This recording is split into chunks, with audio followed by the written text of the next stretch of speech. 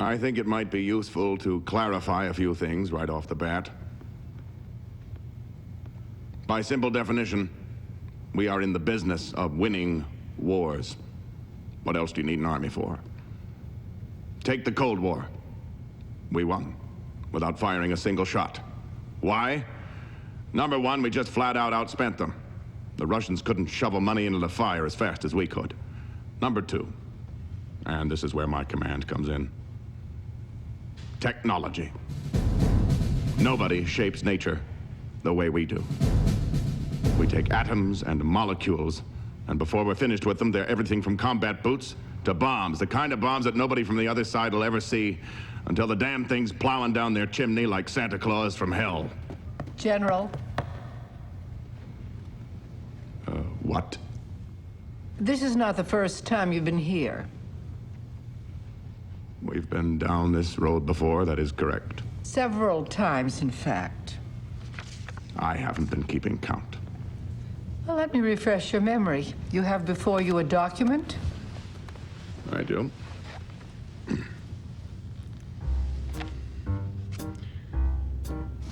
The sensor-fused anti-tank missile. Now, I'll be the first to admit that this program did have its share of difficulties. We did experience a glitch or two with the thing, that much is certain.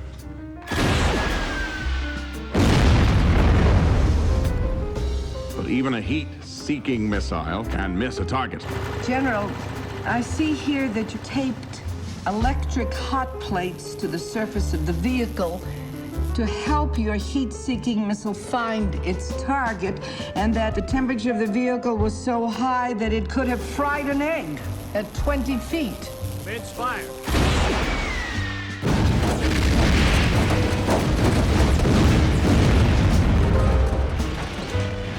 There was a verifiable deviation from the standard test data accumulation. There were other deviations, were there not? What about the paveway bomb? I'm not going to sit here and tell you the paveway never missed. It missed by a mean distance of 5 miles and nearly 50% of the time. You know, in baseball, a guy who hits 400's considered pretty damn great. In baseball, the losing team isn't killed by their opponents. Be that as it may, the paveway is one hell of a bomb. Laser-guided, state-of-the-art. And it proved what? That we have an effective weapon as long as the enemy allows us to build a 2-story crane directly above their tanks? We have had some spectacular successes. Such as? That's classified information. General. Please, let's move on to the next item on our list. The Bradley fighting vehicle. What would you say the batting average is for the Bradley, General?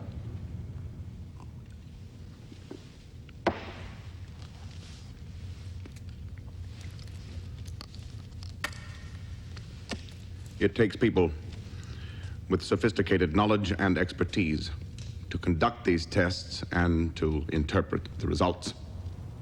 If the U.S. Army acted on the advice of every Tom, Dick, and Harry who had an opinion on these matters, we'd wind up with a bunch of B-52s powered by outboard motors. I fail to see your point. My point is that a lot of things have to come together to create a new weapon, and it takes teamwork. Good, old-fashioned teamwork. Colonel James Burton, was he part of your team, General? More or less.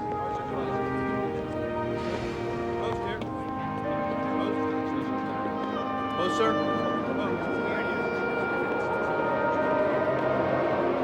Sergeant, you tell me how to get to 4E624? Forward into the escalator, your left. 2 flights up to 4, your left. E-ring, your right. Proceed past corridor 9, face left. Thank you.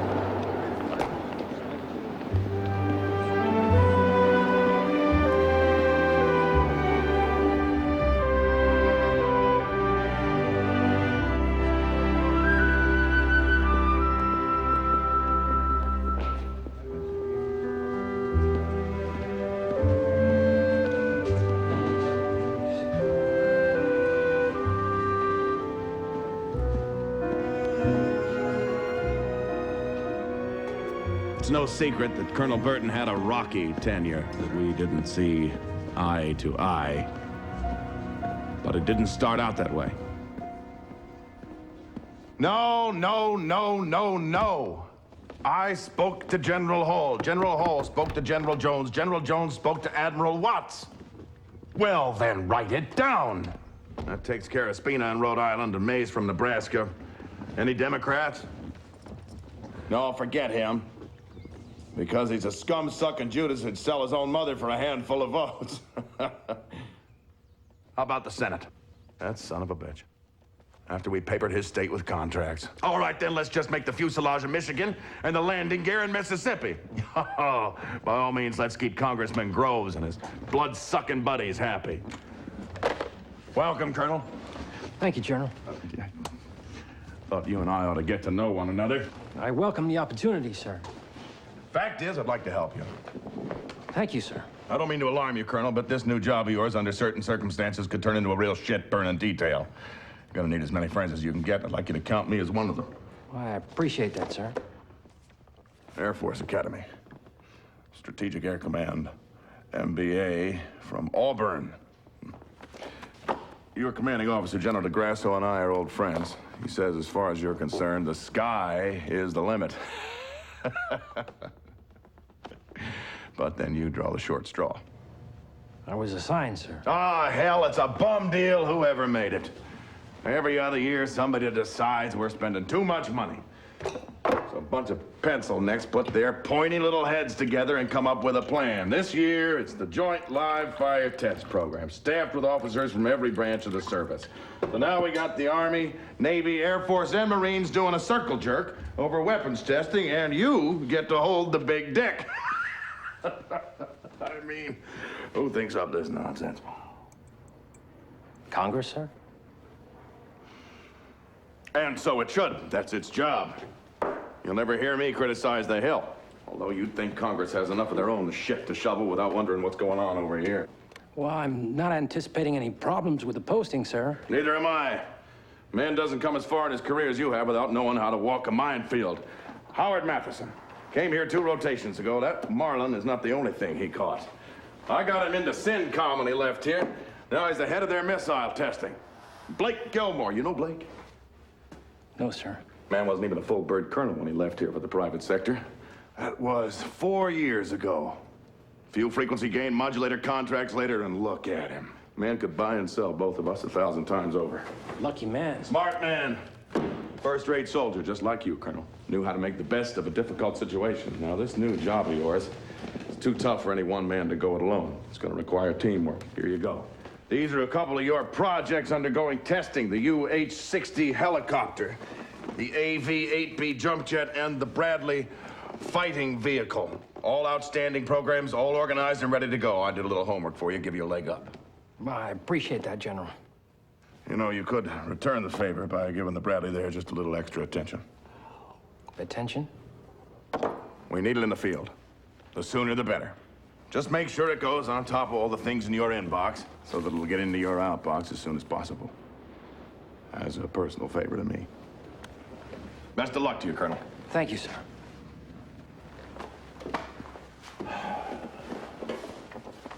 Colonel, Sir? next time you're told to report to this office, be on time. Yes, sir.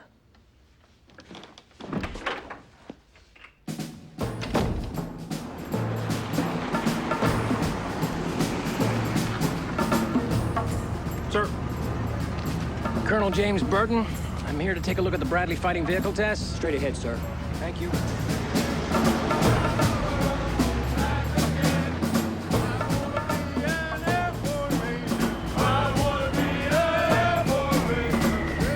There he is. That's the guy? That's him. Supposed to be real smart. Squadron Officers School, Air Command, and Staff College. First tour at the Pentagon? He was at the Air Force Lab in Albuquerque when Congress called. He's a soldier, not just a manager. What do you mean? He's put in his fair share of flying time. It's like a fucking choir boy to me. Maybe, but nothing gets ordered into production until he signs off. Target is now in position. Robert! J.D. Bach. Welcome to the team. Buck? Yes, sir. Good to see you. This is Major Sayers, our chief tester, Army Weapons Research Lab. Major? So how did an Air Force guy end up overseeing tests run by the Army? Well, could have been worse. How's that? Congress could have appointed someone from the Navy. The range is now hot. The range is now hot. Commencing the armor penetration test on the Bradley fighting vehicle. Attention on the firing line. Attention on the firing line. You ready on the right? Ready on the left. Firing line is ready. Firing detail. Commence firing.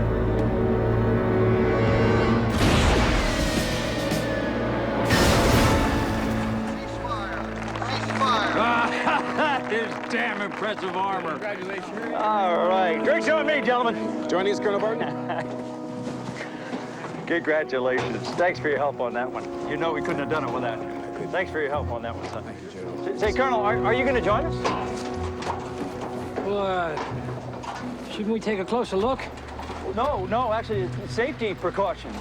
See, the fire team goes out there first, and then no one else is allowed near the vehicle for at least another hour. Well, why is that? With any anti-armor test involving a live round, there's always a freak chance that something might blow after the fact. Plus, we don't want to lose your first day on the job, Colonel.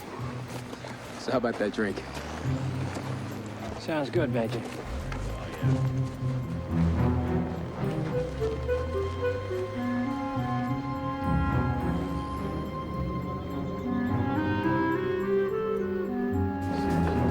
There'll be a phone call for you in your office at exactly 1100 hours. It's important you be there.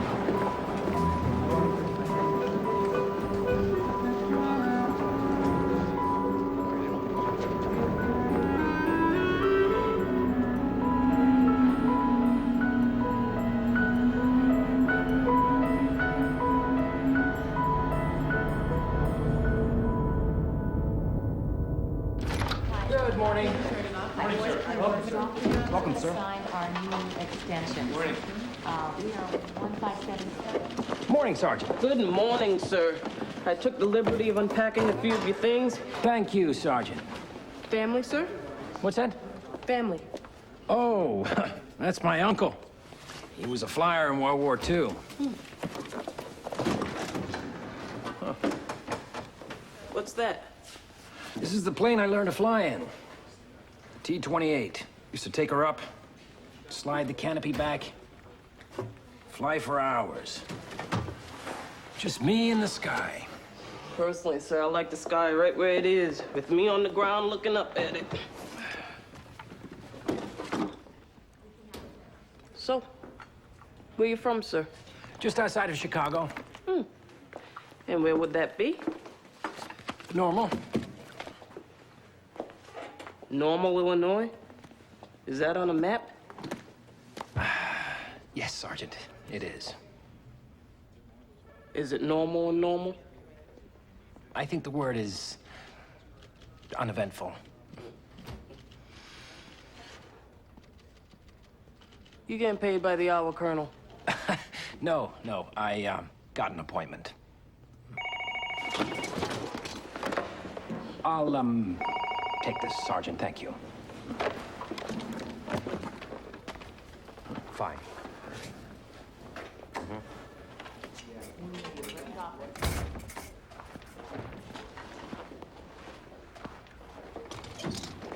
Colonel Burton? Hello? The test on the Bradley, I hear you wanted to take a closer look. How did you hear that? When it comes to the Bradley, follow your instincts, Colonel. Who is this? I can't tell you that right now. Well, whoever you are, I don't take unsolicited advice from people I don't know. Just make sure you read the fine print, Colonel.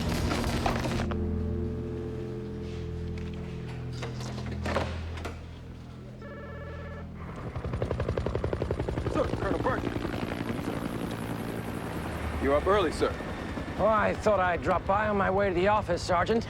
Check out the Bradley. Sir, isn't your office 40 miles that way, sir? Yes, Sergeant. Yes, it is.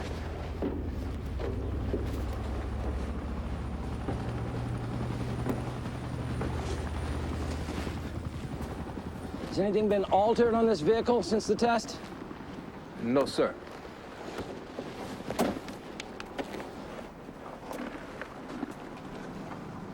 Are you looking for something, sir? Just reading the fine print, Sergeant. Just reading the fine print.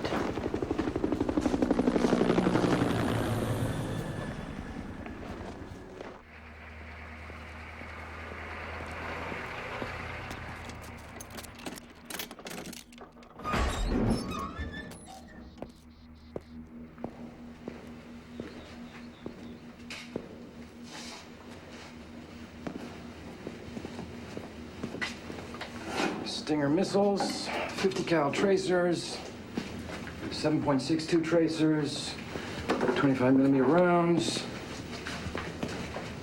What's this? That's what was used on the Bradley, sir.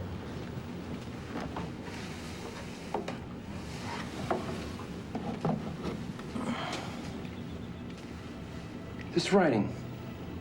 It's Romanian, isn't it? Yes, sir, it is. Sir, Colonel Bach and Major Sayers won't be here until noon. That's when our first test of the day is scheduled, sir. Well, this isn't exactly an all-out test, Sergeant.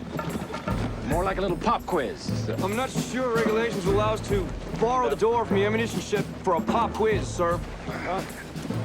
Sir, regulations state that the ammunition shed should never be left open, sir. Duly noted, Sergeant. I believe that regulation would also apply to removing the door entirely, Colonel? Also duly noted. Fire when ready. Back blast area clear! On the way, sir! Fire!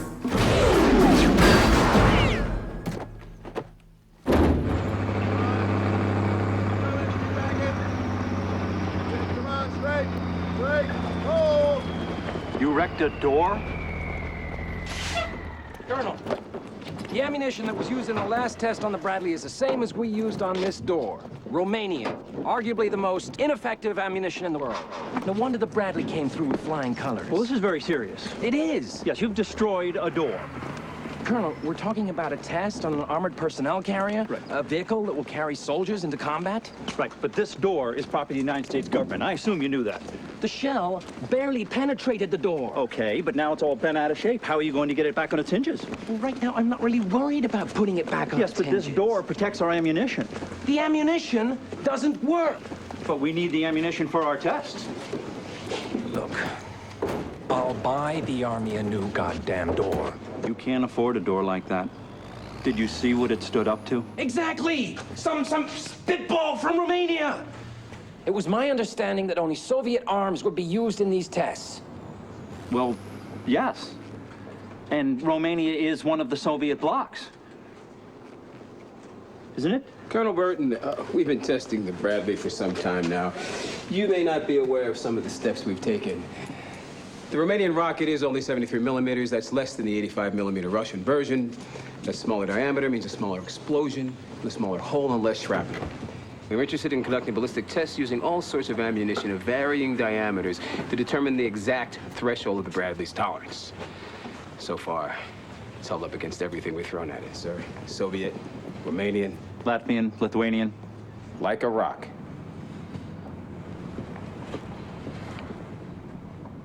My apologies. Well, you're new to the project. There's a lot to catch up on. You're right. So if you'll just get me the test reports, I can catch right up. How's that, Colonel? Send me the data. I'll do my homework, and we can push this thing right through. But we've got 5 years of test reports on this model alone, sir. We have a schedule to maintain. And let's keep to it. Get the Bradley into production ASAP. What do you say?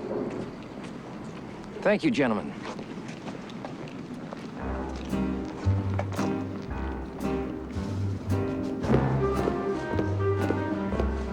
I have CINCOM recruiting me. This could blow the whole deal. I'm telling you, sir, you've got to nip this in the bud like you did with the last guy. Don't worry about it. Sir, he wants to see the reports. How are we going to stop him? Just give him the reports. Are you out of your mind? I'm not going to show him a single page. Now listen to me. Listen very carefully. Give him everything he wants. Every single piece of paper. Everything.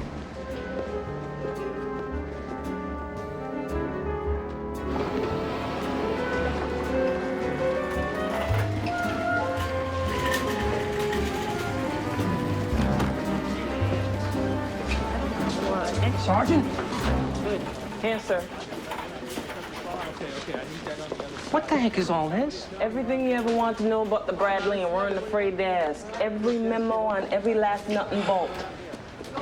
Wonder which national forest laid down its life for this project. You read any of this stuff? Not yet, sir. I was hoping you'd show up with the cliff notes. I hardly know where to start. Maybe that's the whole idea. I don't get it. What? That. It's the Bradley. Well, if that's the Bradley, then what's this? What's the date? 1968. The question is, how did they get to that from this?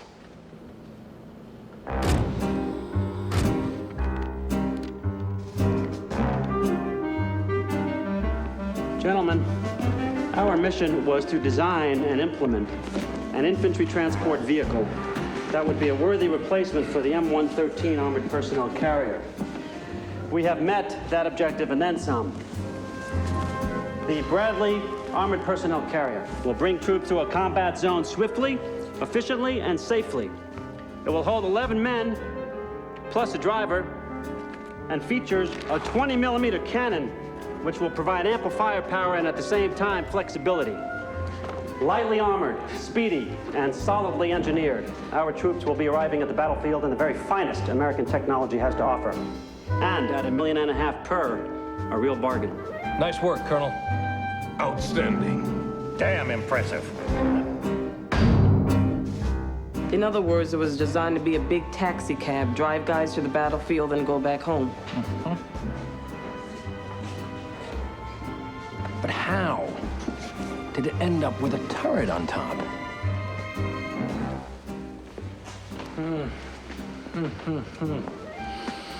Well, this is all well and good, Colonel Smith, but... Something wrong, General? Well, with this gorilla in production, I don't suppose there's going to be anything left in the budget for my scout. Doubt it, Bob. You don't need scouts. You have radar, air recon, satellites. You always need a scout. And you know what I'm thinking? Why couldn't this thing serve as a scout? But it's a troop carrier, General. But this is a speedy vehicle. Why can't it be both? Well, for one thing, it's too big. And for the other, you can't really see out all that much from inside. Sounds like a design flaw to me. Design flaw? No. No, we'll just stick a turret on top with lots of opticals. But then, sir, it'll be even bigger. Well, what's your problem, Smith? Not elegant enough for you? Well, the thing is, General, it's kind of hard to do a sneak and peek when you're over 10 feet tall. He's got a point, Bob. Well, all I know is we need a scout. This is fast enough to do the job, and it's funded. Well, actually, we're a hair over budget. You turned the Bradley into a scout. We're going to be selling them off to some El Presidente de Chimichanga in no time. Anything for surveillance ends up south of the border before the paint even dries. When you needed that anti-aircraft gun, who backed you up on that? You did, Bob. And who testified to appropriations on behalf of that gun? You did, Bob. I'm talking to appropriations next week. Now, do I sell you on my scout or do I not? You did, Bob. And how about some portholes along the side for individual firearms so the fellas can stick out their guns and shoot people? Good. And you know what, Colonel? We already have the turret. We ought to get the biggest bang we can up there.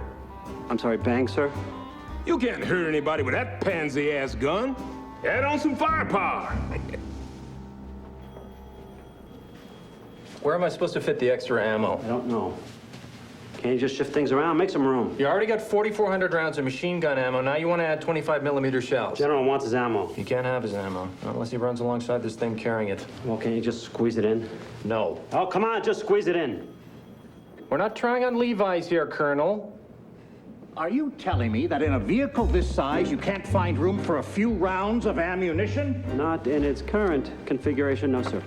So the configuration's wrong. There must be something you can dump. Dump, sir? Something you don't need. General, the interior is very spare. Besides the ammunition and the men... Maybe you can leave one of the fellows behind. Put the ammo where the men go. Sir, It is a troop carrier. So? Make a couple extra trips. What's the difference?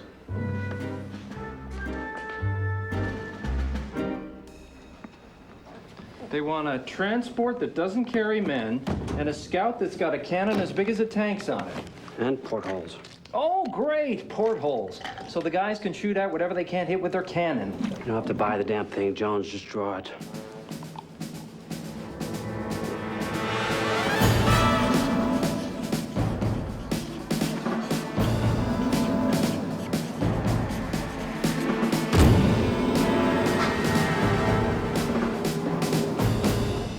That's one hell of a cannon. That's a problem. Why? You go out in a battlefield with this pecker sticking out of your turret, and the enemy's gonna unload on you with all they got. Might as well paint a big red bullseye on the side. But it's a troop carrier, not a tank. Do you want me to put a sign on it in 50 languages? I'm a troop carrier, not a tank. Please don't shoot at me.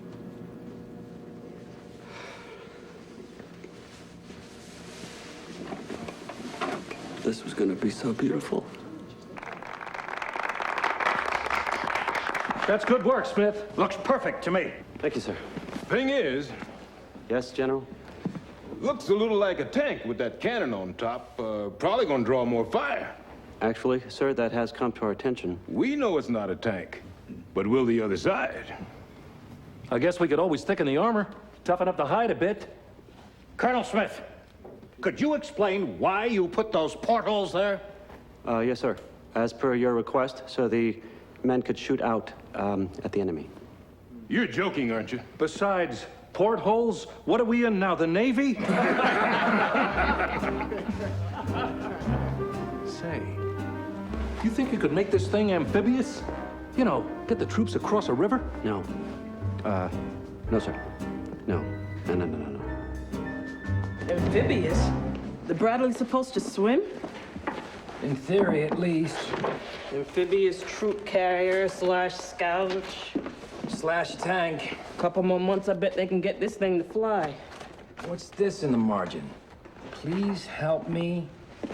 I am losing my mind. RLS.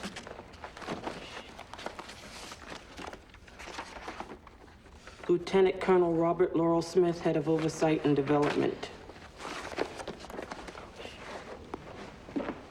Aluminum.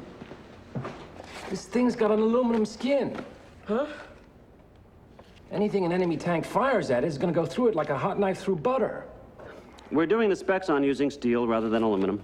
Of course, steel is much heavier than aluminum, so it won't go as fast. No, we can't lose speed. We lose speed, it won't work as a scout vehicle. It won't keep pace with the M1 tanks either. Thicker armor's a reactive measure. Let's think proactive here. I say equip the thing with anti-tank missiles.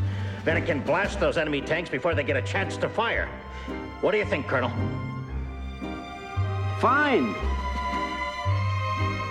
Anti-tank missiles? I don't know.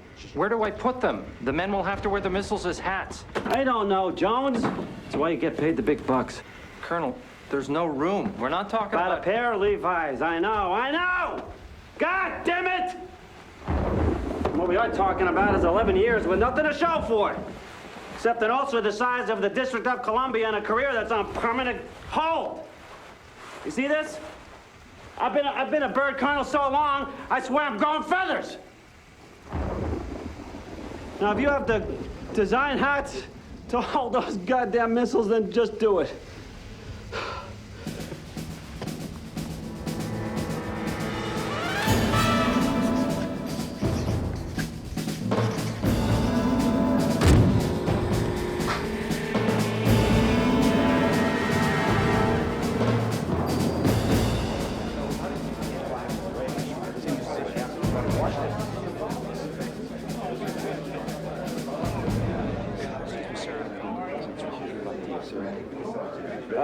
Ladies and gentlemen, if I can have your attention, please. If you'd all just take your seats. Thank you. We are pleased to present a scale model of the new Bradley fighting vehicle.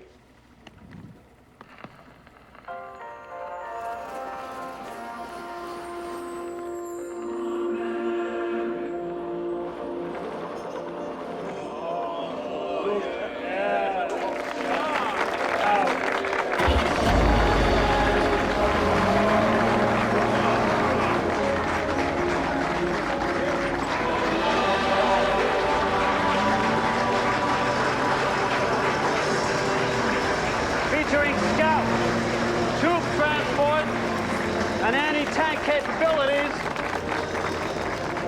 It carries 6 men. How many was it supposed to carry? 11. Bradley is outfitted with the most sophisticated surveillance equipment ever developed. It is also equipped with a rapid-fire cannon and an anti-tank rocket launcher. Which means it's loaded with 1,500 shells and 10-tow anti-tank missiles. So in summation, gentlemen, what you have before you is a troop transport that can't carry troops, a reconnaissance vehicle that's too conspicuous to do reconnaissance, and a quasi-tank that has less armor than a snowblower, but has enough ammo to take out half of D.C. Fantastic. Congratulations, General Smith. General? Hell of a job. General. Let's build it. They're building it? This is what we're building?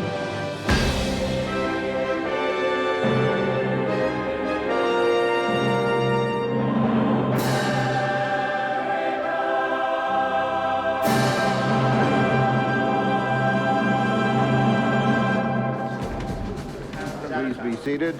This will be brief as I'm needed at the Oval Office.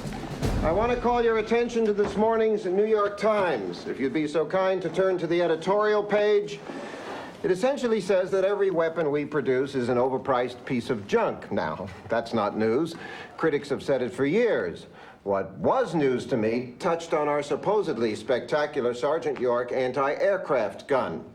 It says there that when the Sergeant York proved incapable of hitting airplanes, we test-fired it at hovering helicopters. When it failed to hit hovering helicopters, we fired it at stationary targets, and it missed those. Now, is this possible, General Keane? There was a problem with the proximity fusing. According to this, one missile locked onto a ventilation fan in a latrine and destroyed the latrine. Were we test firing at latrines that day? My first sergeant was in that latrine at the time, and I can assure you he's around to swear otherwise. Why am I learning about these things in the newspaper? It makes me look foolish, and I am not a foolish man. General Cushing, are you having any problems with the Maverick missile you're testing? No, sir. Admiral Morehouse, any problems with the A-12? None whatsoever, sir. General Partridge? Sir? Any problems with the Bradley? No, sir. Absolutely not. Production is imminent. Mr. Secretary, I believe the press is on a wild goose chase, looking for problems where none exist.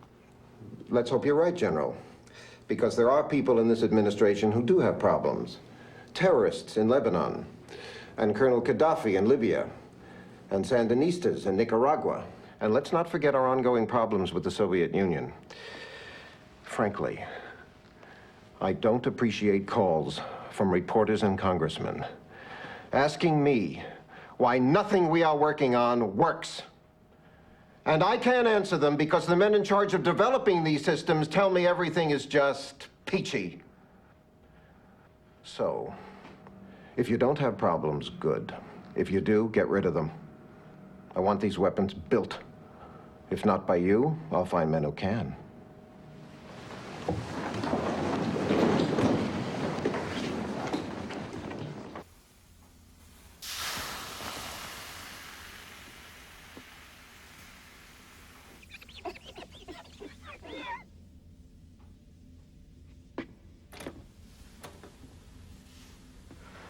You wanted to see me, sir?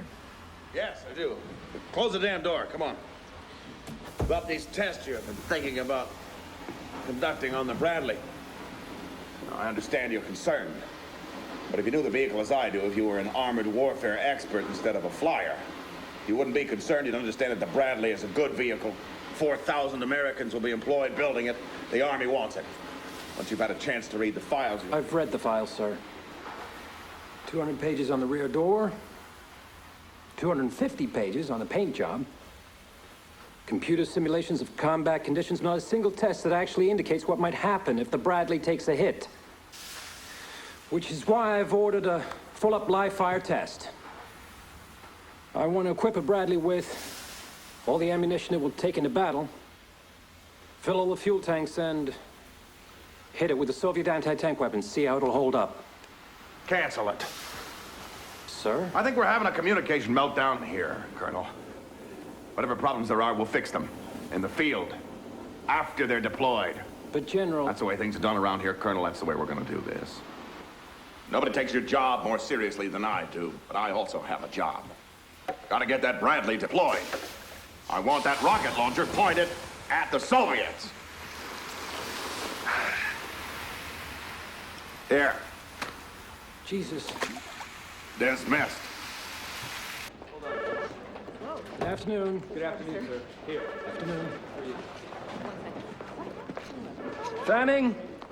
Yes, sir. What happened to you? Don't ask. What's this? It was on your desk when I got back from lunch.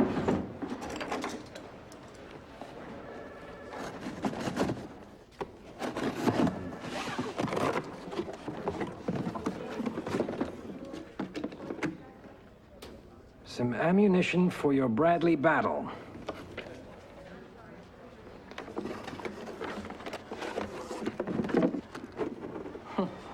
It's a British Army test report. Top secret, too. Till it landed here.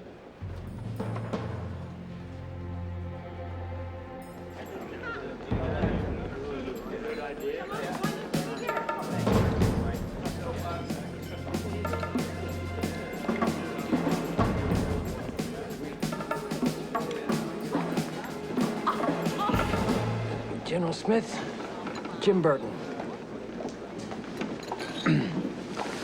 How did you find me? You have very distinctive handwriting. I've been reading memos on the Bradley going back to 1968 with your handwritten notes in the margin or initialed by you. This handwriting? We should not be seen talking.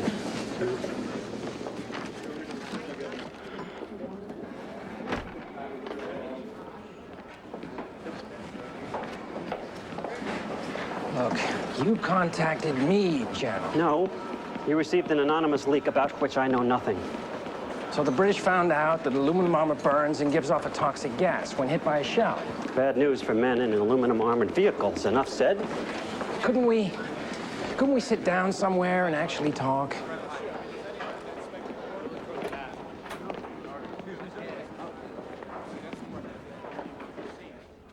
Are you out of your mind, Colonel? If the Pentagon had their choice of busting us or nailing a Soviet spy, they would choose us in a heartbeat. Well, who exactly is us, General? There are some people who work in the Pentagon who are fed up watching billions of dollars thrown away on defective weapons upon which our troops are supposed to stake their lives. People like you, Colonel. We are the enemy. To whom? To majors who want to be colonels, to colonels who want to be generals, to generals who want that 4-star. You bet we are the enemy. Nobody moves up without getting things done. So what you don't want to be is the one who drops the ball, because if you're the one who drops the ball, no promotion. No star, no cushy job with a contractor when you retire. Which is why, Colonel, any and everyone attached to the Bradley will see to it to stop your tests. General, I appreciate your interest, if not your methods. Whatever disagreements I may or may not be having over the Bradley will be resolved above board. Now, if you have something to say, I'm sure the Washington Post would love to talk to you. Me? The press? Are you crazy? The Army is my life. Like you, Colonel, I work inside the system, and you don't have a prayer in hell running your tests. Not unless you're willing to sacrifice your career. And if you think you're safe because Congress gave you your job, you better think again. Good day, Colonel. And good luck. So why did you send me that report? Sir.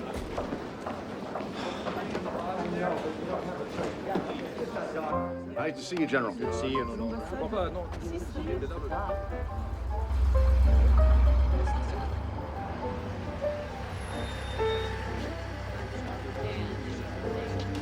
Evening, sir. Evening, sir. So she leaned over to me and whispered, "Why do you think the general always stands at attention?"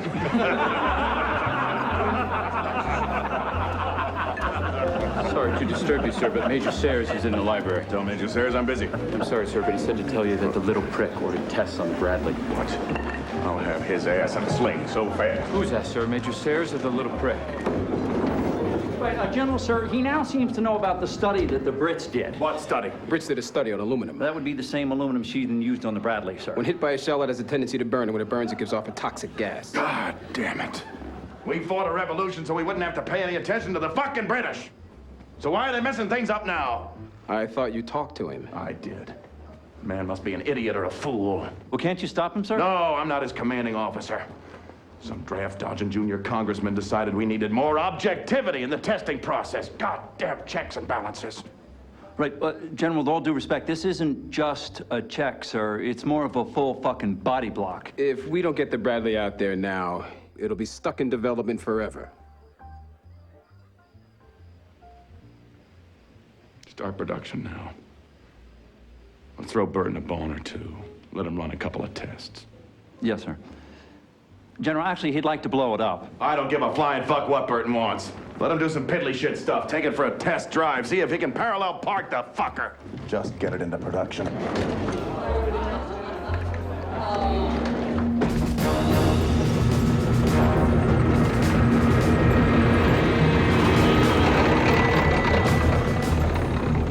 Am I to understand that you were not in favor of the tests Colonel Burton proposed? Absolutely not. Absolutely not yes, or absolutely not no? Absolutely not, absolutely. Are you questioning his motives or his methods, General? I have no reason to question Colonel Burton's motives. I can only speak to his methods, which by anyone's definition were somewhat peculiar. I mean, there were other ways to find out if clothing would catch fire inside the Bradley when it took a hit. Let's take the mannequin thing.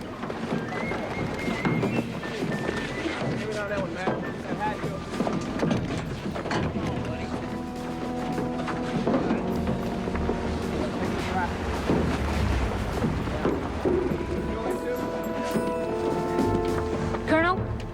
Yes?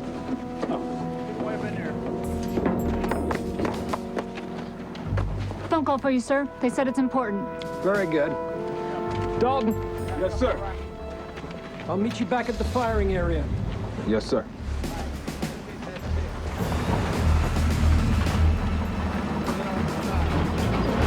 Strip the dummies. Sir?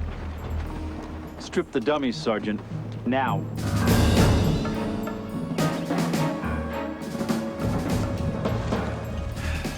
Thank you. Let's go. Fire when ready. Back blast area clear! On the way, sir! Fire!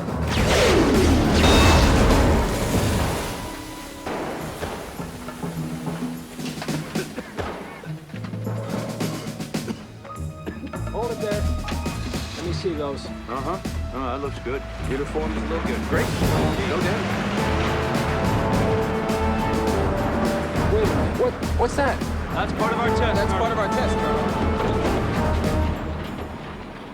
Wait a minute. Certainly, no one in my command gave the order to strip the dummies and put their clothes inside a fireproof container inside the vehicle while Colonel Burton wasn't around. The insults that were traded that day definitely had no business showing up in the test reports. They were, of course, deleted from the final report. All except Colonel Bach's unfortunate reference to Colonel Burton's mother. I understand temperatures were running high. Apparently inside the Bradley as well. There's a degree of uncertainty involved in every test. That's the point of doing tests, to find out what happens. If we knew what the results would be, we wouldn't need to do the test. And just because the tests didn't always come out the way Colonel Burton expected, there's no reason to assume that anything devious was going on. I ask you, General, filling the fuel tanks with water For a test designed to check the combustibility of those tanks, that wasn't devious. If the tanks had been filled with fuel, there's a good chance the vehicle would have exploded. Isn't that the point? If the vehicle had exploded, we couldn't run additional tests. I can't order up an unlimited number of Bradleys just to blow them up. Of course, you're telling me to spend more money, which I can't imagine you are. General, I believe that efforts were made to make the Bradley amphibious. Yes, although how that's relevant, I fail to comprehend. How many Bradleys were lost during that experiment? Lost? The report says 4 of the Bradleys sank during testing. Well, that is a matter of opinion. It's not opinion, General. 4 of them sank.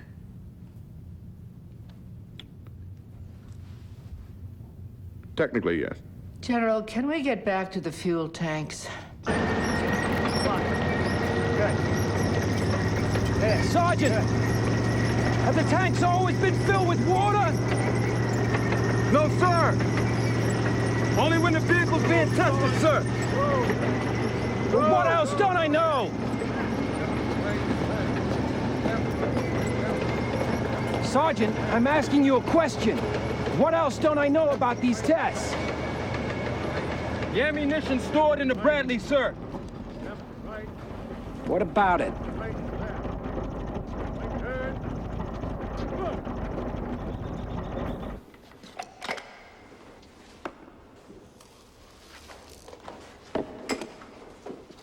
Sand. That's affirmative, sir. Tell me, did the term court-martial ever enter anyone's mind here? No, sir. Really? That's truly amazing, Sergeant. I mean, here we are watching water drip out of the gas tanks and sand spill out of the ammunition right after a test that was done to figure out whether or not the damn thing is safe. And no one here even thinks of the term court-martial. Now, why, if you don't mind my asking, is that? We were under orders, sir. Do you think acting on those orders is conscionable, Sergeant? It doesn't matter what I think or do, sir. Because you desk warriors from Washington will show up and find a million different ways to make the test turn out whatever way you want, sir. I'm not here to manipulate test results. I'm here to learn the truth. You want the truth, sir? We get a new white knight every other year, sir. Some guy just like you, and you all start off the same. Big speeches that turn to shit after 6 months when your next promotion comes due. And then it's business as usual. And where did you pick up this lousy attitude, Sergeant? Right here, sir. Watching guys like you. I'm sorry. I'm really sorry to hear that. Because unlike you, I take my job seriously. Really? Well, maybe. Maybe you can explain to me, Colonel, why the Bradley's been ordered into production before you have done your job.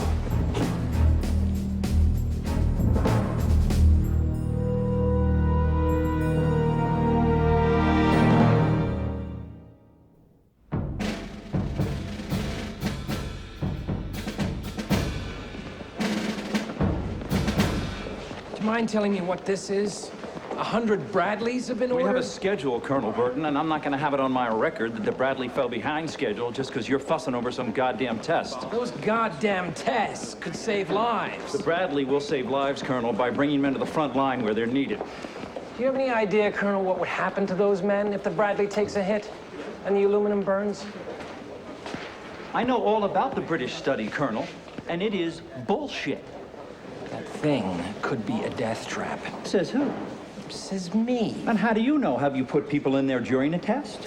No, of course. So you don't know, Colonel, actually know anything. And until you do, all you're doing is wasting our time.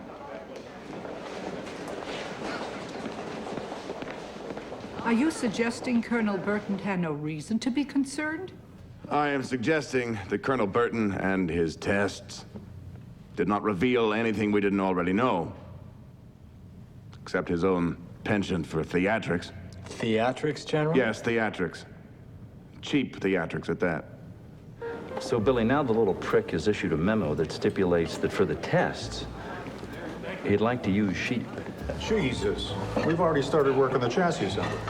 Dave, don't worry about it. Well, because if the sheep come out of this thing tits up, we're going to have to stop production. There are ways around it, ways around anything. Absolutely. Like what? Well, we could sick the animal rights people on them.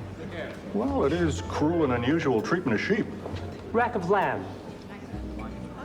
Yeah, that would be me. Yes. Major says just called, sir. Uh-huh. When do they plan to run the test? Immediately, just as soon as we send over the sheep. We? I thought they were in charge of the sheep. They say it's being handled at our end. The Surgeon General's office. What does the Surgeon General have to do with sheep?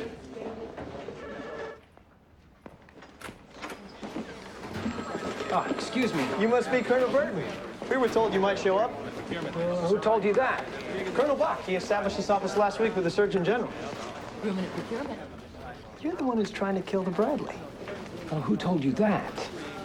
I'm sorry, sir. All information in this office is classified. So, what is ruminant procurement anyway? That's what this office has been created to do. Yeah, but what is it?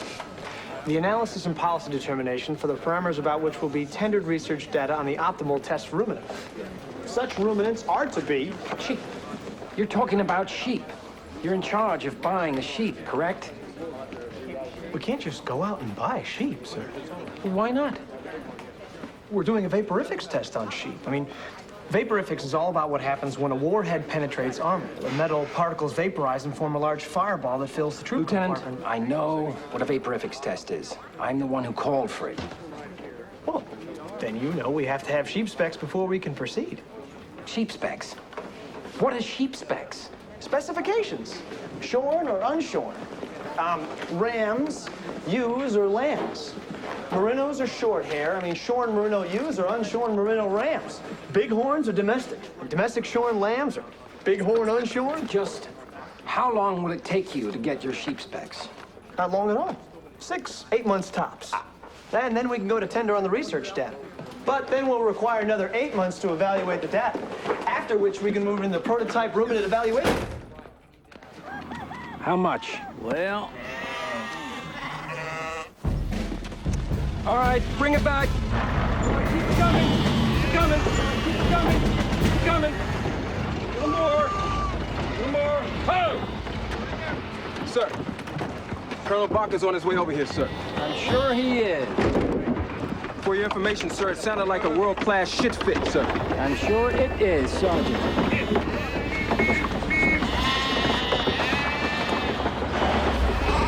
Come on, let's move it out. What the hell are these sheep doing here? I bought them. Well, you can't do that! Well, I did. There are no sheep specs, Colonel. I already devised the sheep specs, Major. What are they? They're alive and kicking. And that's good enough for me. Testing is a science, Colonel. Every test has to be a controlled experiment. Just sticking a herd of sheep into a vehicle does... You don't want sheep? Leonard, Chavez, get the sheep out of there and get in the Bradley. Dalton. Yes, sir. Get in the Bradley.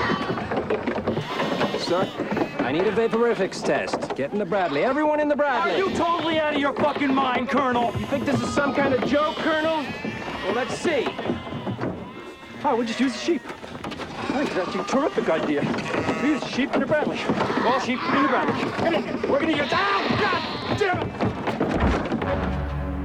Back blast area clear! On the way, sir. Fire!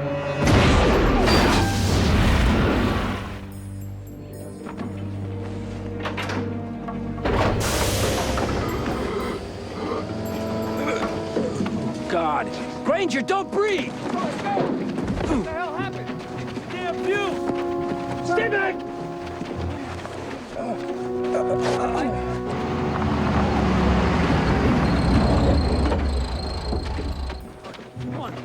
How are you doing? I'm okay. Jesus, just one tiny whiff. Did you get a look inside? Nothing could have survived those fumes.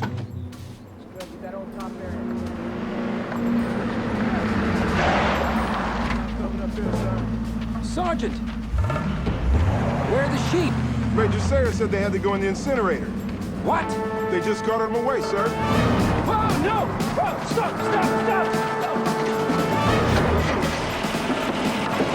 Follow those sheep!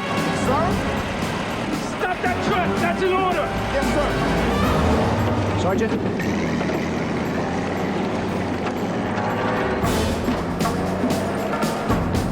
I need them for autopsy! To verify test results! I see him. We got him, sir.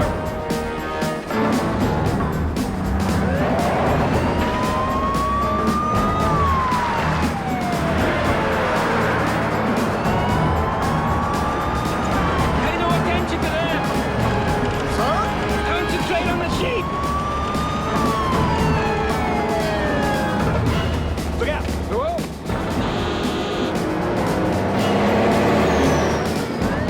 Move it! Come on!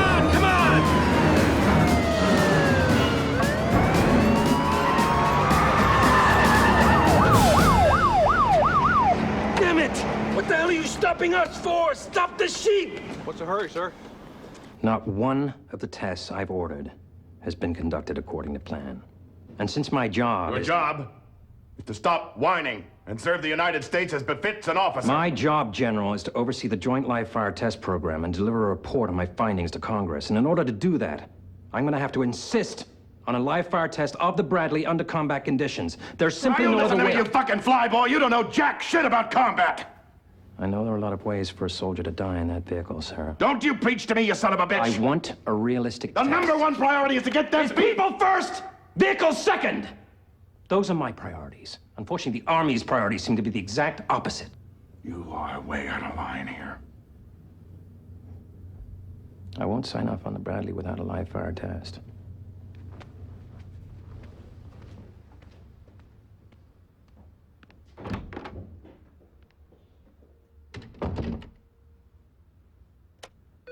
Sir? Who's Burton's commanding officer? General DeGrasso, sir. Get him for me now.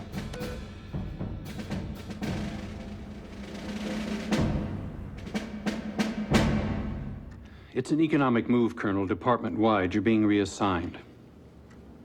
In the meantime, should I continue in my present assignment? Your present assignment has been eliminated, Colonel. I didn't think my job could be eliminated. I was appointed by Congress. But you're paid by the Army. If they can't afford you, and they can't, you have no job. Colonel, it's time to move on. Let's not let this little blip on the screen ground you permanently.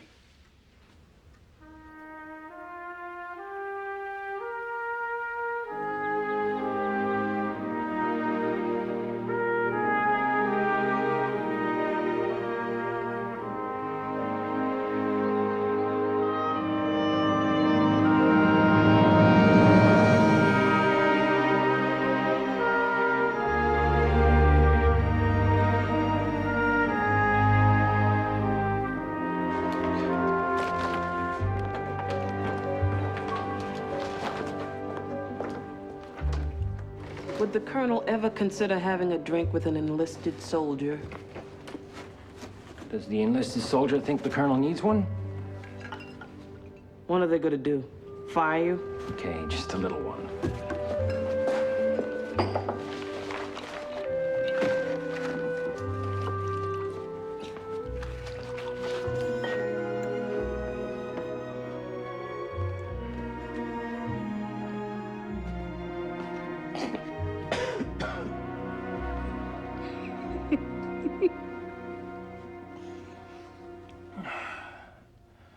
You know what's really ironic? General Omar Bradley was a brilliant tactician and a great leader. No ego, just did the job. And he looked out for the morale and the safety of his men. And then they go and put his name on this thing. Talk about a kick in the ass. The closest the brass ever get to a battlefield is the first tee on a Saturday morning. You know, Fanning, I've been around long enough to know that the Pentagon's not a charity. It's cash flows and egos. It's part of it. It's what helps drive it, fine, but somehow I always thought the men came first. I always thought that the people on top knew that it was about the soldier in the field. You gave it your best shot. Did I? Yes, sir, you did.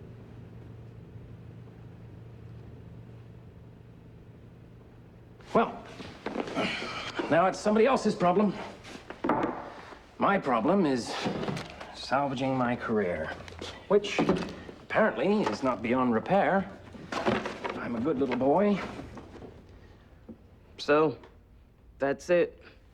That's it. The man said, war is hell. Should have tried peacetime. You don't mind, do you? No, be my guest. I don't believe in government waste. Burton. So they're moving you out. Is there anything you don't hear about?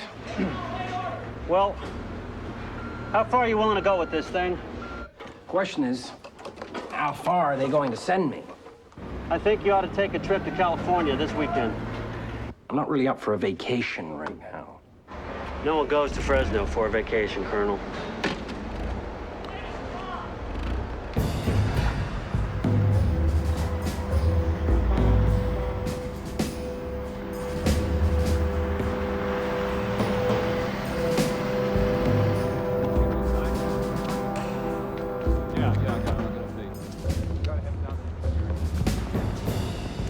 Can I help you, sir? ID, please. Colonel Burton, I'm here to see the project manager.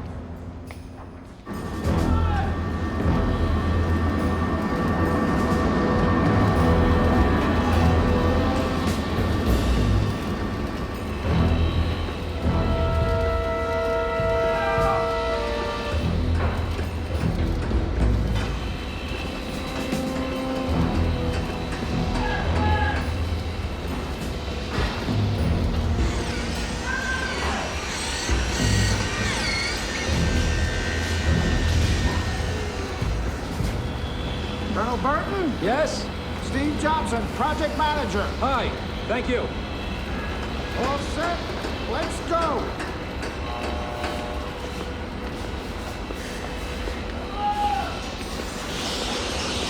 What the hell is going on here? Who changed the specs? The Israelis! The Israelis? When? When they placed their order. So these are for export? Yes. All of them? Yes, Colonel. You're telling me we're manufacturing two different versions of this vehicle? The Israelis wouldn't take the Bradley as designed, Colonel. They're running the fuel tanks on the outside, reinforced armor, a different ventilation system, seatbelt All right. What about the specs for our Bradleys? Exactly like the ones you're testing, Colonel. No change.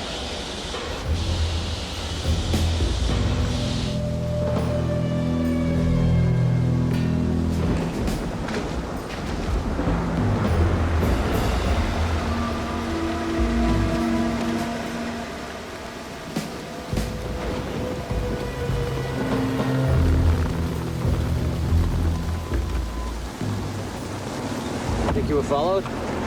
Followed? I drove around for hours. I don't even know where we are. Maybe you'd prefer to meet at the Officers Club. So when did the Israelis test it? They didn't have to test it. They knew by looking at it that it was a death trap. So we're sending our guys off to die.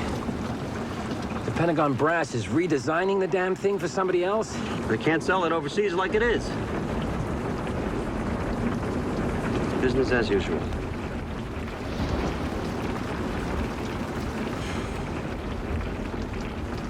So maybe you'd like to keep fighting the bastards? I've lost my job, General. They're moving me out. So? They're moving you out. You haven't been discharged. Work from inside, from wherever it is they send you. And turn into you? Passing anonymous notes and meeting in parking lots? You know, you're great at sitting in the shadows and telling people what to do. Why don't you get off your ass and do something? I can't. Help me. I have done everything that I can. I've been fighting this battle for almost 20 years. I'm not gonna go to the mat over this. I've got too much to lose.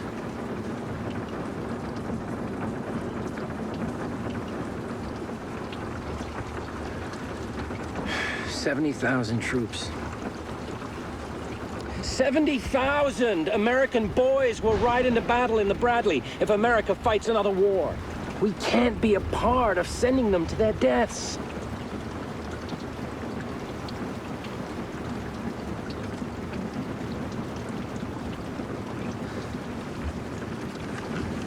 One call.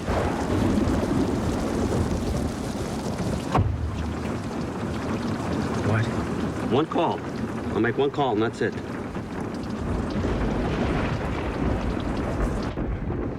Sit down. General Partridge, you've read today's Washington Post? I have, Mr. Secretary. And I take it you've seen the story attributed to an anonymous, highly placed Pentagon source? Yes, I have, sir, and may I say I am as deeply distressed as you that anyone in the Pentagon would stoop so low. Leaks within the Pentagon, General, are how I get most of my information. Mr. Secretary, are you suggesting that the Pentagon is less than forthcoming? Less than forthcoming, General? Then perhaps you can explain to me why I have to learn from the press that the man in charge of testing the Bradley fighting vehicle has been fired. He wasn't fired, sir. He was reassigned. By whom? By General DeGrasso, his commanding officer. I'm as shocked as you are. My guess is that there was some confusion between the Army, the Air Force commands. That's the sort of trouble you always get with these cross-departmental joint testing programs.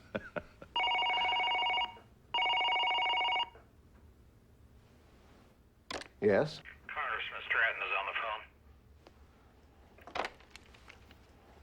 Sam, what can I do for you? What article? Oh, that article. No, completely untrue. Inter-office snafu.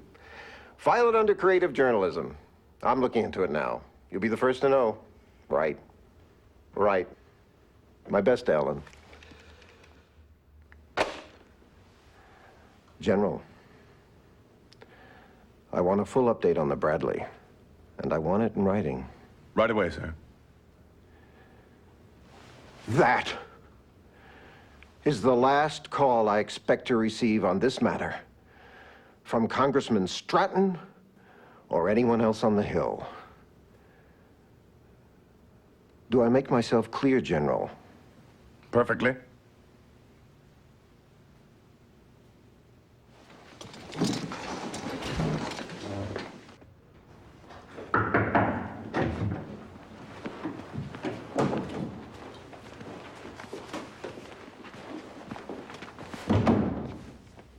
Colonel Burton, I want you to write your report on the Bradley.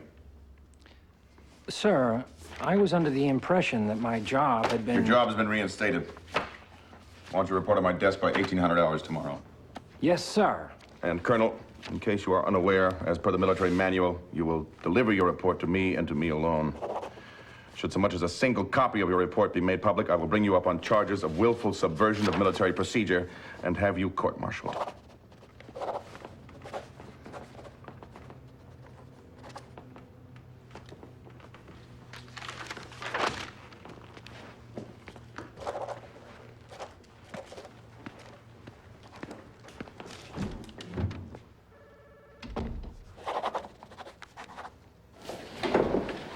Stop packing. We're staying. We're staying? How'd you do that? I didn't do anything. Do we have a rule book? A rule book, sir? You know, a book with rules in it. What do you need a rule book for? Playing by the rules. Because I always play by the rules. How do you know you're playing by the rules if you need a rule book to tell you what the rules are? I need a rule book to tell me which rules I... Just get me the book.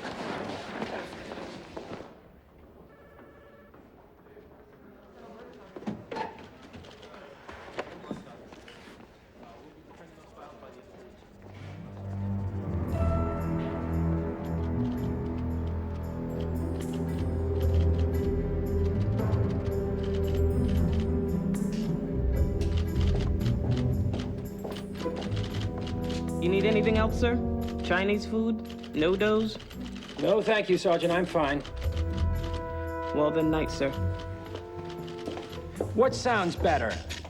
The Bradley has so far failed virtually every test, or the testing program of the Bradley has been without any coherent standards? They both sound like something the General wouldn't want in his report. This is not just a report. It's a deadly weapon.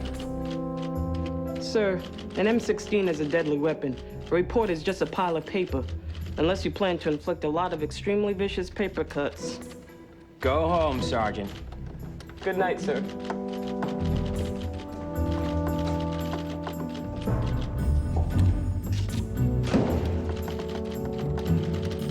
The failure of the Bradley to incorporate even the most elementary safeguards to protect the troops inside raises questions about the integrity. And the manner in which the vaporifics test was carried out suggests either negligence or a failure in the chain of command. Had any troops been inside the vehicle, as it is currently configured, they would have been killed either by toxic fumes, flames, or by the overpressure created by the powerful expanding gas in the compartment. And as a result of manifest deficiencies in every area, this office As a result of manifest deficiencies is advising in the every area, immediate this office is necessity advising the immediate necessity of live fire testing under combat conditions. Rewrite it! Sir? Rewrite the fucking piece of garbage so it smells like a rose!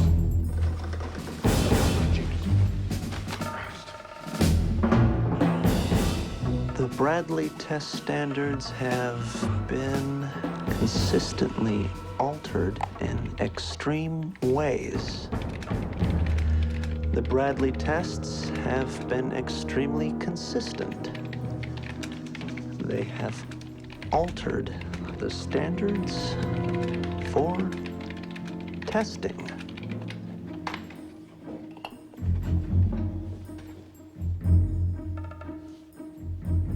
Test after test has revealed design flaws in the Bradley.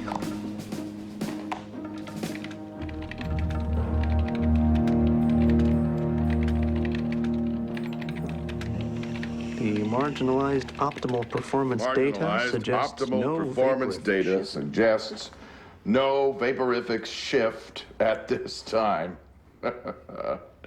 That's brilliant, Lieutenant. That's absolutely brilliant. Thank you, sir. But, sir? What? What does it mean? What do you mean? What does it mean? You wrote it.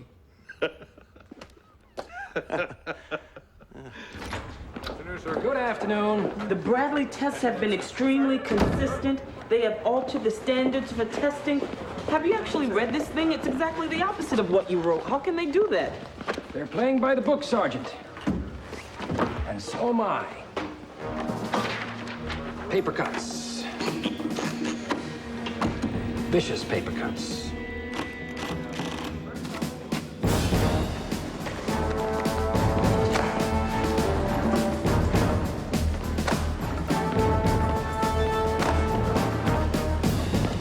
Characterization in your report is at best a serious misunderstanding of the testing procedures on a vehicle as flawed as the Bradley.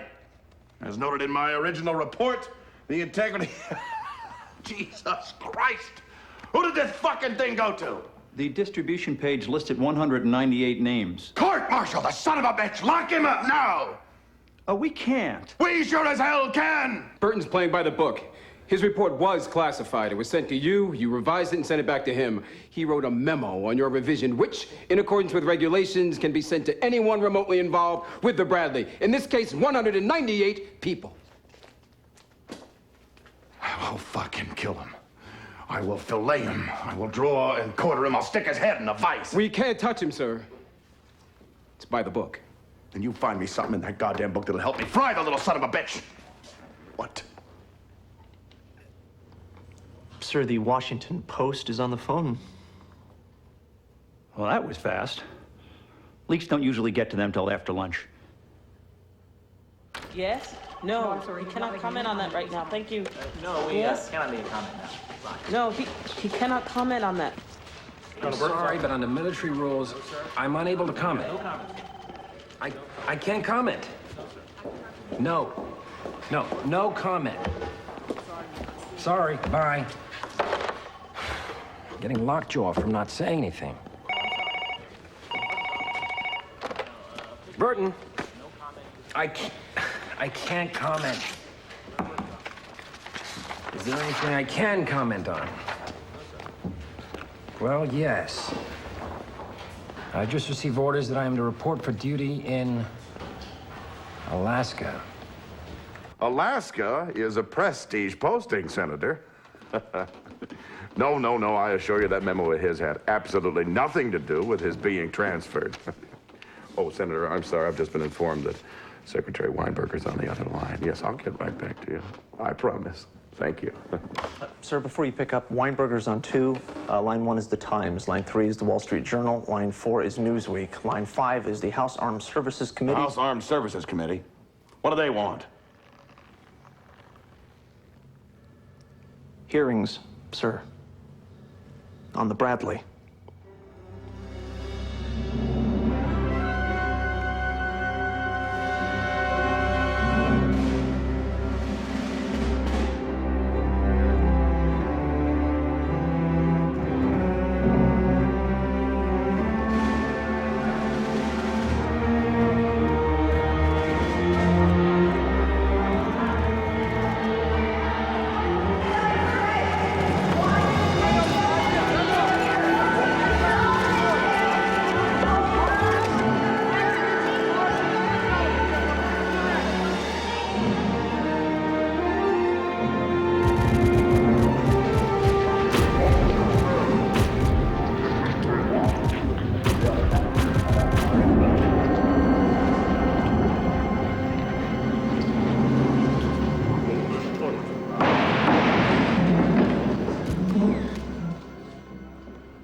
Alaska? What? I said Alaska, General. As I said in my opening remarks, Madam Chairman, a lot of things have to come together to create teamwork. Good old-fashioned teamwork. Yes, you told us, General. And Colonel Burton's not a team player. He's a rogue operator. I'm not a name caller, Madam Chairman, but if you wish to make that connection, that would be your choice, not mine. Did you ever say to Colonel Burton, if I get one more call from the Hill about your expletive-deleted reports, you'll be sitting on your brains? Does that sound like me, sir? Just answer the question, General, please. I don't remember saying it. Not that I wasn't provoked. 2 witnesses testified that you said those exact words to Colonel Burton outside the Pentagon pharmacy. I have visited the pharmacy quite a bit lately for antacids. But I would never say anything like that to anyone, let alone a fellow officer. But you make no secret of your antagonism towards Colonel Burton. It's his report that I don't approve of. Colonel Burton's report is fallacious, misinformed, and accusatory. And I have no use for an officer who is more interested in grabbing headlines than he is in defending this country.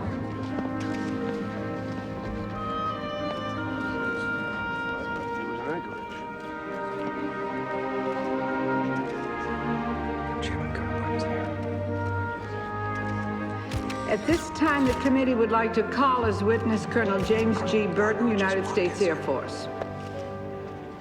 Madam Chairman, Yes, General. as you must know, under the rules of military conduct, no man can appear at these hearings without the express order of his commanding officer.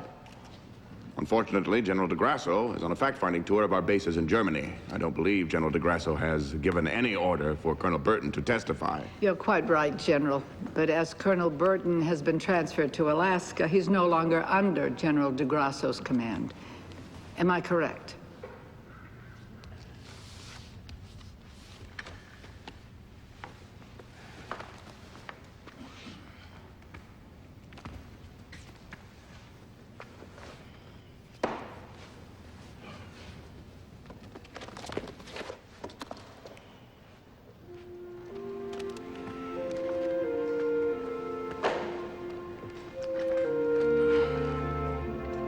Do you swear to tell the truth, the whole truth, and nothing but the truth, so help you God? I do. Looks like you've stirred up a hornet's nest, Colonel. It was never my intention, ma'am. What was your intention? Simply to do the job I was assigned to do. The Army test reports do not make the possibility of casualties a top priority. In fact, General Partridge's report on the Bradley doesn't even mention the word casualty. Not once. I came to the conclusion that what was required was a live fire test. I requested such a test repeatedly. Did you get that test? No, ma'am, I did not. Why not? I wanted more realism than Army testing was accustomed to providing. You want realism? General, you are out of order. Madam Chairman, in the interest of resolving some of the issues presented here today, I'd like to say something. Please be brief, General. Of course. Colonel Burton wants more realism. So let's talk about the real world for a moment. The real world has enemies in it. There are forces at work, even now as we speak, with one objective in mind: the destruction of this country. We must not. We will not allow those forces to prevail, for if we do, you can be certain that you and I and everyone else will never again enjoy the luxury of meeting in this building to debate anything. As I said at the outset, we are in the business of winning. That takes teamwork. General, the teamwork you so prize, I take it was in full force during the development of the Bradley fighting vehicle? Textbook! Perhaps you'd like to tell us how much has been spent so far to develop the Bradley. How much? Well, you have the figures, don't you? Of course.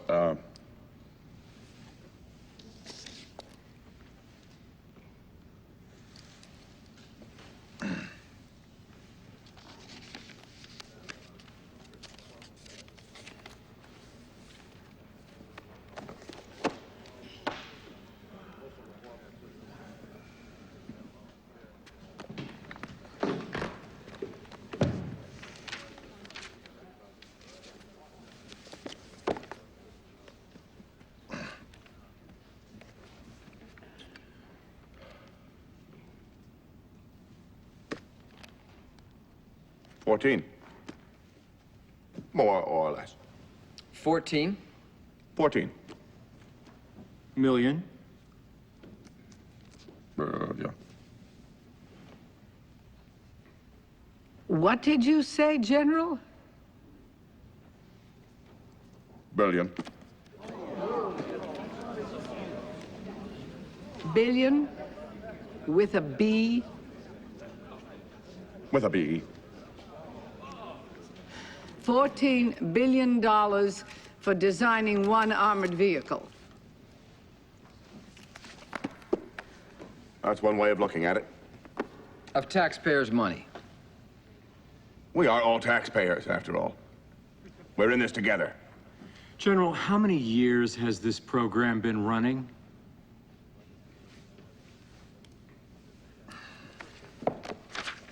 Bear with me. Just a moment. Well, let me... 12, 15... 17. What? 17. Which is evidence of the enormous care my team takes in the development of every weapons system undertaken by the Pentagon. 17 years. $14 billion of the taxpayers' money. General, I think it's time the American public gets the live fire test that Colonel Burton wants.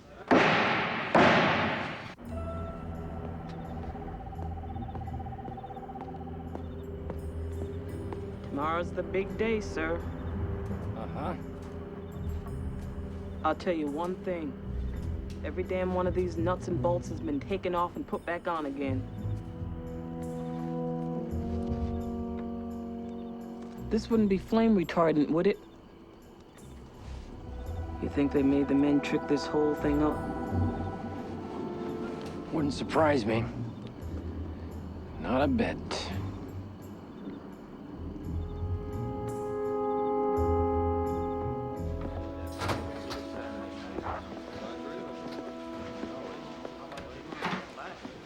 Room, attention!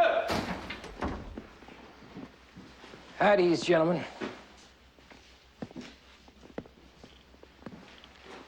Looks like you've been working hard. Corporal? Sir? Let me have one of those M16s. I want to tell you a story. You got a problem with that, Sergeant? No, sir. About a year ago, I went to the Veterans Hospital, visit a friend of mine from my flying days. Only I took a wrong turn when I got off the elevator. Now, when I look back on it, I think I was meant to go down that corridor. Because that's where I met Phil.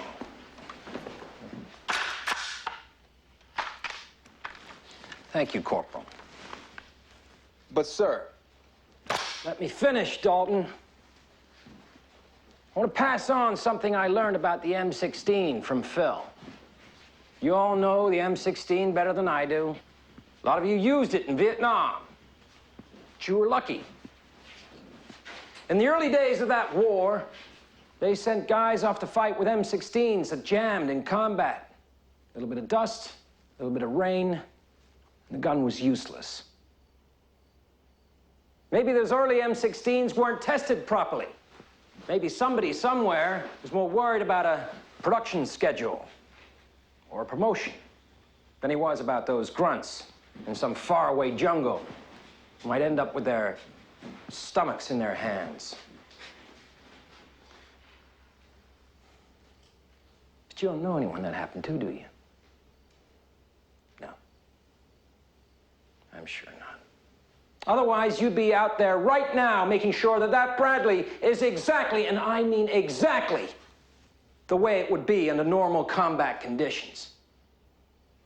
With some of your buddies riding inside. Guys like Phil. Only Phil has been in a coma for the last 20 years, since the day his M16 jammed somewhere outside of Benoit. But hell, you don't know the guy. Or anybody like him. Right?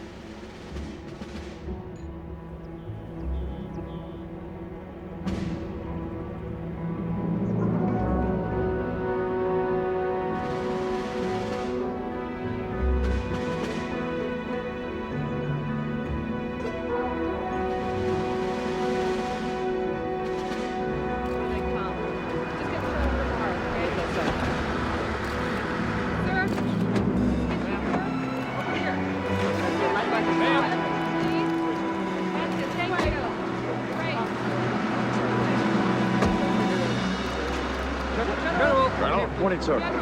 Everything all right? Oh, fine, sir. Just fine.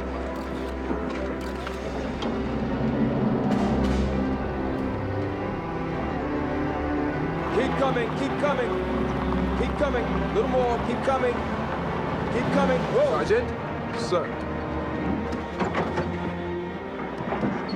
Everything all right, Sergeant? Fine, sir.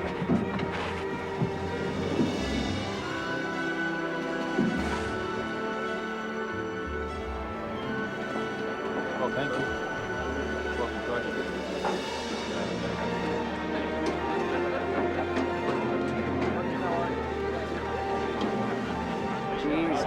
Looks like some party.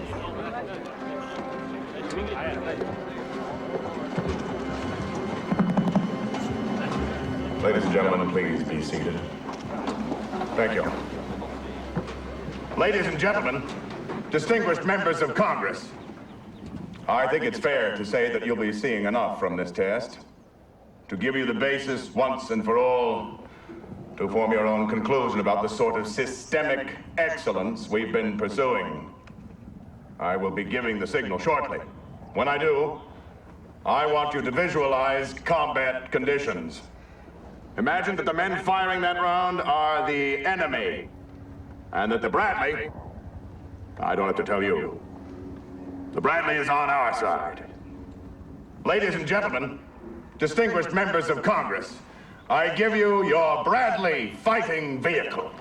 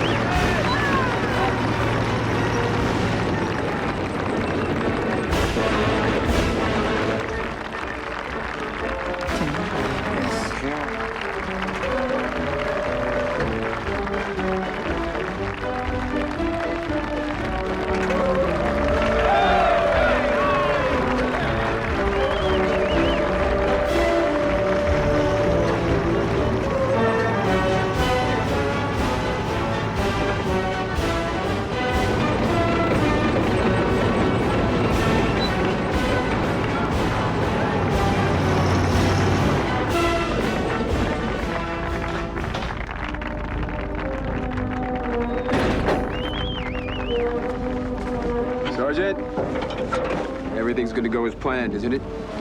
It'll go exactly as it should, sir. As planned, right? Corporal, this is Sergeant Dalton. Move the vehicle about 5 yards forward and then clear out. Over? Roger that. For your further edification, the Bradley can be fired accurately while... How much fuel is in those tanks, Sergeant? Just enough to do those maneuvers? No more than it would have if it was in combat, sir. 7-2 missiles. Fired from a launcher mounted on the left side. And the ammunition inside the Bradley? Up to spec, sir. Who's specs? Maneuverable and capable of keeping pace with main battles. Carrying infantry troops needed to support tank operations. You've all been briefed as to the test conditions. And the hour is at hand. All eyes front on the Bradley fighting vehicle. The vehicle that will carry our boys to victory for many, many years to come. Back blast area clear!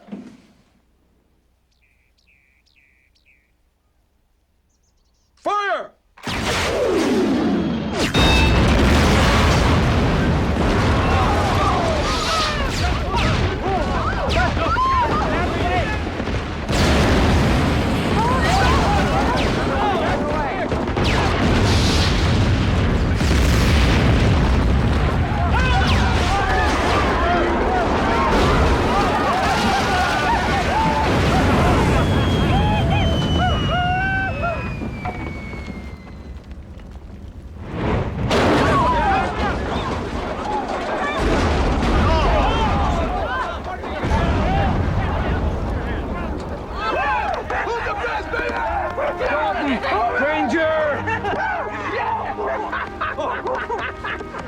Sir! Sir! Could you, explain, please? We tried to tell you, sir. You see, sir, when you gave us that speech last night, we had already fixed the vehicle back to the way it should be. So you were ahead of me. I don't know about ahead, but we've been behind you ever since you fried those mannequins. And the sheep, sir. Man, that was epic.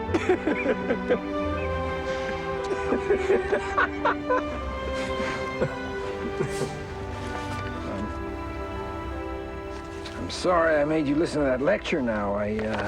Sir, well, you have nothing to apologize for, sir. We had you figured wrong.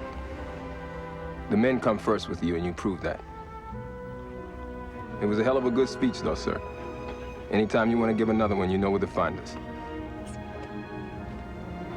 Thank you, men. Thank you all. Sir!